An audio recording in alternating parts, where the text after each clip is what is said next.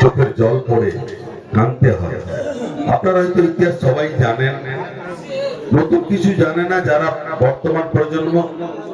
ভরত মন্ডলকে গুলি করে হত্যা করে তার ভুঁড়িটাও বার করে দিয়েছিল এই জল্লাদরা। শেখ সেলিমকে মেরে এই সামনে যে পিছনে খালটা, খালের পাড়ে পুঁতে দিয়েছিল। আপনারাই তার উদ্ধার করেছেন, আমরা সকলে মিলে উদ্ধার করেছি। আর 13 বছরের বিশ্বজিৎ মাইতিকেও গুলি করে হত্যা করতে ওরা দ্বিধাবোধ করেনি। সেই দিনটি আজকে আমাদের কাছে খুব বেদনাদায়ক দিন। তবে কষ্ট কি জানেন তো, বিজেপি নামক দলটা তৎকালীন কিন্তু ছিল না, কোথাও ছিল না। ভূমিচ্ছেদ প্রতিরোধ কমিটি একটাই ছিল, আর সেই ভূমিচ্ছেদ প্রতিরোধ কমিটির আন্দোলনের মধ্য দিয়ে আজকের বাংলা পরিবর্তন হয়েছে।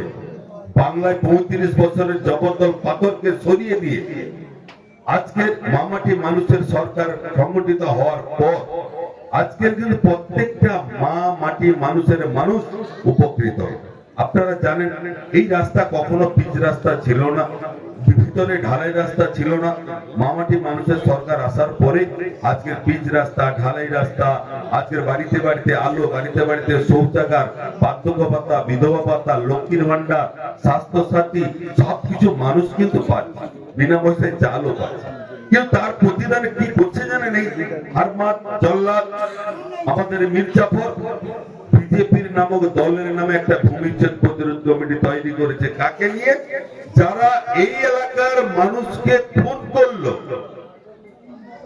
আপনারা জানেন এই পাশের বাড়ি নব সামন্তর ভাই শঙ্কর সামন্ত, নব সামন্ত গুলি করে হত্যা করলো ভরত মন্ডলকে, বিশ্বজিৎ মাইতিকে, শেখ সেলিমকে।